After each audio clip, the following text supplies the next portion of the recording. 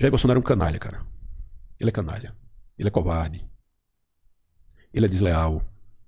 Ele não é nem perto do que as pessoas imaginam. Aquilo ali é o seguinte.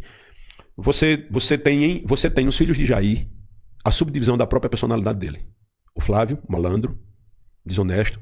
Você tem o Eduardo, um ego fortíssimo, aquele que está nos Estados Unidos, que conspirou contra o Brasil, claramente. Dizia que podia queimar o Brasil, a floresta inteira, e estava nem aí, e que o porta-aviões ia chegar e tal.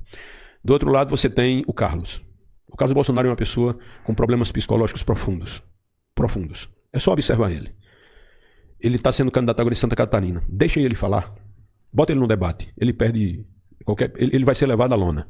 Você tem um Renan, que o menino não consegue fazer uma frase de 2 minutos sem parecer que vai ter um colapso ali. Aquilo ali são as características do próprio pai. E do lado você tem uma esposa extremamente habilidosa. Conheço muito de perto. Que, tirando Flávio é o mais habilidoso politicamente, tá? Ele é o mais habilidoso politicamente. Ele é um político do Rio de Janeiro, cara. Deixa eu te lembrar, o Rio de Janeiro é aquele que todo governador é preso, que os deputados são presos, que o presidente da Assembleia é preso, ele veio de lá. Esse é o berço dele. E essa mulher aqui, nenhum dos filhos gosta dela. Mas ela tem um poder de influência muito grande sobre... E você, se olhar os detalhes, você percebe que ela não apoia Flávio, ela está fazendo campanha contra Carlos Bolsonaro. Ela começou a ter projeção política, e eu tenho entrevistas que eu disse, na hora que ela começar a ter projeção política, os filhos vão para cima dela para derrubá-la, e foi o que aconteceu. Então aquilo ali, quando a gente vem para o arquétipo da família, é um caos. Aquilo ali é um caos. Não tem como governar um Brasil, não tem como você ter uma vida tranquila se sua vida pessoal é um caos. Tá? E quando você vai para costumes, ali é que não tem mesmo. Aí, para não ficar uma coisa pessoal, não são uma pessoa, em termos de exemplo, para nada. Saiu o vídeo, saiu WhatsApp e tal, você vê que a relação, por exemplo, de Eduardo com o pai é de total desrespeito. Sim. Chama de canalha, de vagabundo, um ao outro, de merda. Cara, é isso que eu falo, irmão. Quando chega na base da crença, a evidência se torna algo totalmente dispensável. Mas, na realidade, as pessoas inteligentes, elas olham para as evidências. E hoje a crença é de seita do bolsonarismo no Brasil. É uma seita. Por isso que entra no fenômeno descoberto em 1961 por Robert Nilo, chamado Tot Stop, que é a parada de pensamento. Quem está falando aqui sou eu. Flávio Bolsonaro está desafiado. Qualquer um vassalo bolsonarista. Quando Bolsonaro passou a negociar, abrir mão e mudar o discurso para blindar o Flávio. Diante de uma investigação do COAF, que aconteceu, capitaneada pelo Ministério Público do Rio de Janeiro, por movimentações financeiras altamente suspeitas. Esse COAF era no Ministério da Justiça, que estava sendo administrado pelo ministro Moro. Eu fui para uma... Olha como é a minha legitimidade. Eu fui para uma audiência pública defender Moro como ministro, porque ele não tinha como se defender sobre essa mudança de... Porque no Ministério da Justiça existe um órgão que está fiscalizando isso aqui, é tanto, isso aqui. Aí vai para o Ministério da Economia, outra coisa. Os caras aí, passa, deixa. É diferente. Justiça, economia, você vê que é diferente. E dentro do parlamento eu escutava que existia um mover para, de certo modo, pegar Jair, porque Jair era uma pessoa... Não é que ele não governasse com o parlamento. Ele não sabia o que fazer diante da cadeira que ele estava sentado. Veja só, meu irmão. Eu fui um coordenador de uma campanha de um presidente a nível Nordeste. Carlos Bolsonaro, ele estremece, ele corta os pulsos, ele geme, ele fica doido, dizendo que não. Mas o pai dele dizia isso, e eu era de fato. Fui vice-presidente do PSL. A gente vê um cara que, ao ser eleito presidente, já na transição, Jair... Aí você vai dizer, porra, como é que você não viu isso? Eu não tinha como saber, irmão. Ele não sabia o que fazer diante da cadeira da presidência. Para conseguir os ministros, por exemplo, tirando Paulo Guedes. Paulo Guedes é um dos caras mais... Não vou dizer um termo menor do que isso, mas ele é um ninja. Você vê, ele nunca se envolveu com o governo, nunca defendeu Jair, ele era ele. Saiu ileso, não tem ninguém falando sobre ele. Mas foi o cara que mais fez business ali dentro. Muito, em grande escala, cara. Quem ainda deu um freiozinho nele foi parte do Centrão, porque percebeu o jogo dele. Mas vamos lá, saiu ileso.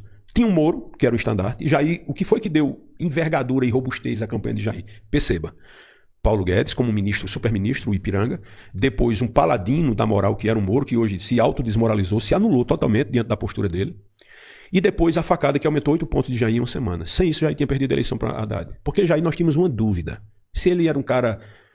Porra, esse cara sai fora demais da linha e briga com bobagem. Jair sempre foi um deputado caricato, que a gente chama de baixo clero. Juliano, você via isso? Claro, algumas coisas eu via. Talvez eu não visse tanto, porque eu era muito próximo dele. Na pré-campanha ele já dava esses sinais, assim? Não, na pré-campanha Jair era um cara... Porque na pré-campanha Jair não andava com Carlos. Jair não andava com Flávio. Jair andava comigo, com o Bebiano, era diferente outra coisa. Era você, o Bebiano, Era, e era... o Lorenzoni? Não, o Alnice Lorenzoni era Paulo mais... Marinho? Não, o Paulo Marinho não andava com o Jair em canto nenhum. A estrutura da campanha de Jair do primeiro turno foi dentro da mansão de Paulo Marinho. Paulo Marinho. Tá? Isso aí é fato.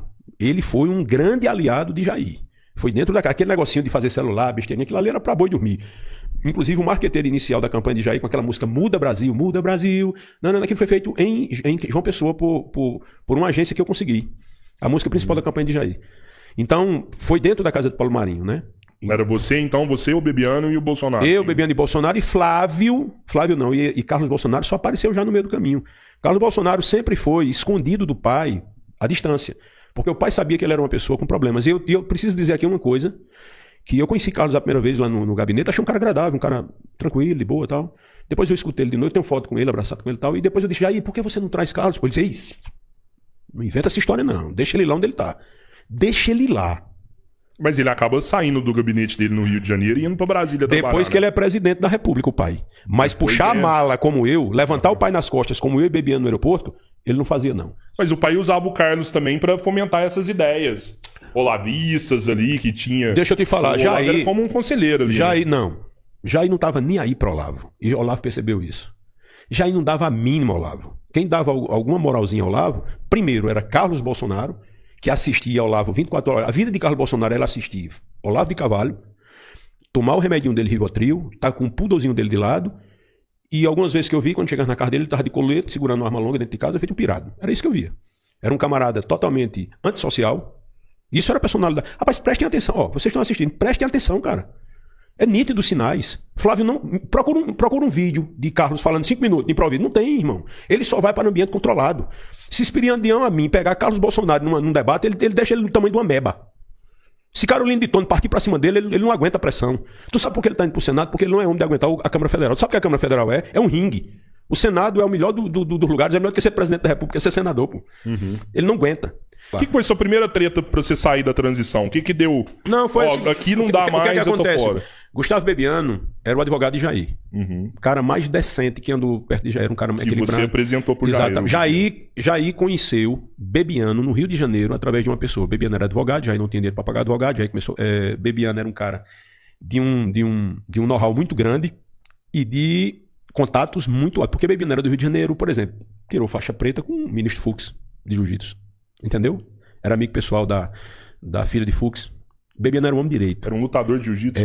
Bebiano era. Boxeador e lutador de jiu-jitsu. O cara era um urso. Putz, um cara saudável então, né? Não sei se era saudável, só sei que... Como que esse cara morreu? Morreu de angústia mesmo. Se você maltratar muito um cavalo, ele morre também, pô. Um cachorro, um gato. Ele morre. Bebiano foi muito humilhado. Involuntariamente ou voluntariamente, não por veneno, não por bala. Mas quem matou Bebiano foi Carlos Bolsonaro e Jair Bolsonaro. Matou mesmo de angústia, de tristeza, porque Bebiano, ele recebia muito isso. Essa carga. Deixa eu te falar uma coisa. Quando a gente estava em determinada época já do próximo ao segundo turno, Bebiano me procurou. Ele me chamava de Rabugento, carinhosamente. Disse, Rabugento, eu recebi uma notícia que eu estou muito preocupado. Ele disse, o que foi? Ele disse, cara, eu conheci o braço direito de Fernando Collor, que locava o jatinho, viajava com ele e tal. Ele me conheceu e disse que quando chegar próximo ali do segundo turno, eu e você vai ser rifado. Porque vai começar a chegar as outras forças maiores, a gente já não é tão interessante, já se viu aí. Aí ele disse, eu tô preocupado, cara, eu sei que eu não vou aguentar se Jair fizer isso comigo, me jogar pra trás. Eu disse, bicho, bora falar com o Jair, velho. Aí eu liguei pra Jair, né, capitão, eu tô precisando falar com você, vem aqui. Aí a gente foi lá pro cafezinho que tem embaixo do próprio gabinete dele. Só tava eu e ele logo cedo. E tava Jair na minha frente, a mesa muito curta, que dava pra botar a mão assim um perto do outro, que era meio pequenininha. Aí Bebiano falou pra ele tudo isso e Jair olhando pra ele, olhando pra mim. Aí quando o Bebiano disse, cara, capitão, eu não tô preocupado, eu não tô preparado pra ser deixado pra trás. Aí ele pegou no meu braço, pegou no braço do Bebiano e disse, pare com isso, rapaz. Vamos subir a rampa junto, porra. Pronto. Aí Bebiano ficou bem tranquilo e eu vi que Jair não tava sendo tão verdadeiro com ele. Fiquei na minha, Bebiano ficou mais aliviado. Aí quando foi de noite eu fui dormir na casa de Jair, no apartamento, né? Quando chegou lá, a gente começou e Jair ficou o dia todo meio calado. Como quem diz assim, rapaz, pô, eles já perceberam. Aí Jair tomando chegou lá, abriu uma garrafa de vinho lá, vinho daquele que só a graça pra tomar, e abriu um copinho lá de geleia, um e outro, a gente começou a tomar, e do nada ele olhou pra mim, silêncio, que já nunca era de fazer isso, ficava conversando comigo, disse, ô Paraíba, você confia em mim, não? Aí eu disse, confio, porra, confio, né, bicho? Ele disse, não confio não, viu? Aí o cara fiquei todo sem graça, sabe? Porra, 3 anos e meio com o cara, bicho. Aí eu vi a personalidade dele. Jair já começava. E quando venceu a eleição, perto de vencer a eleição, ele já começou. Carlos passou a andar muito próximo dele. Ou estava eu, ou estava Bebiano. Depois disso, passou a ele ser feita a segurança dele pela Polícia Federal. Polícia Federal que não conseguiu evitar um atentado daquele. E quem estava no carro com ele era a única vez que Carlos estava com Jair. A única. Lá com um brinquedinho dentro do carro, Bebiano não estava do lado, que Bebiano era ligado. Eu e Bebiano era ligado. Tem várias fotos que eu mandei para você que você vai ver que eu estou bem próximo de Jair várias vezes. O que é que acontece? Quando Jair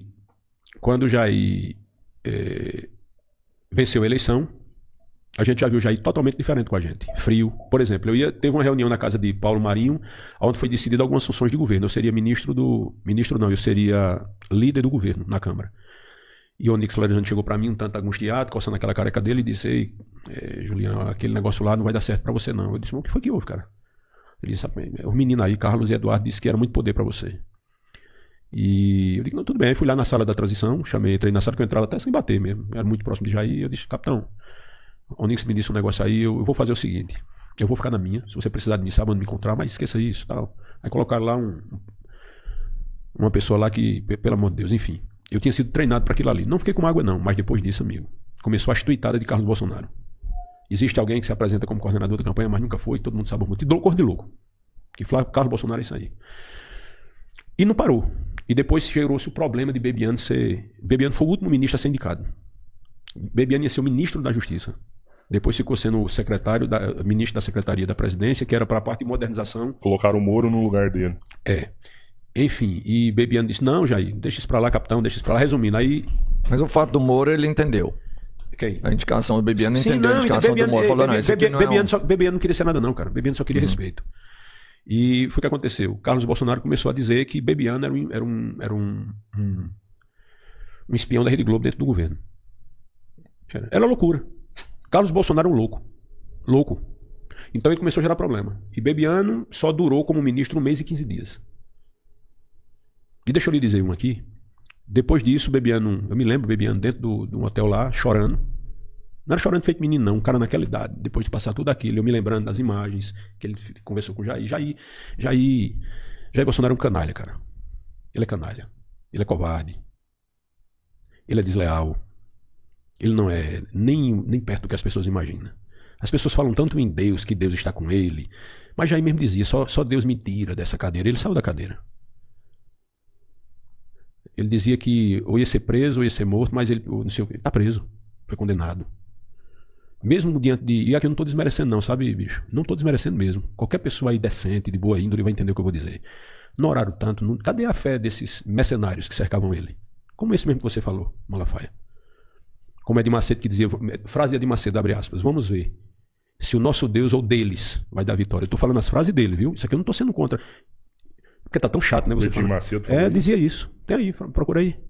Entendeu? O Edir Macedo também estava perto do governo. Todo mundo. De Macedo, interesseiro demais. Pastor Valdomiro também, né? Todo mundo. Resumindo, Jair só se arrebentou.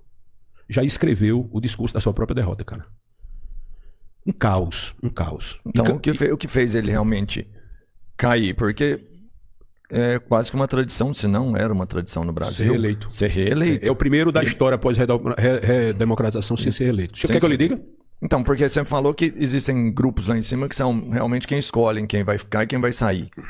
Ele de alguma forma, ele foi contra esse grupo ou ele foi contra o grupo dele? Não, no caso dele ele não foi grupo. Não, na realidade, Jair, ele não gerava estabilidade no meio. Nem político, nem econômico. Uhum. Porra, meu irmão, o presidente da República foi contra uma vacinação, irmão. Não faz sentido isso.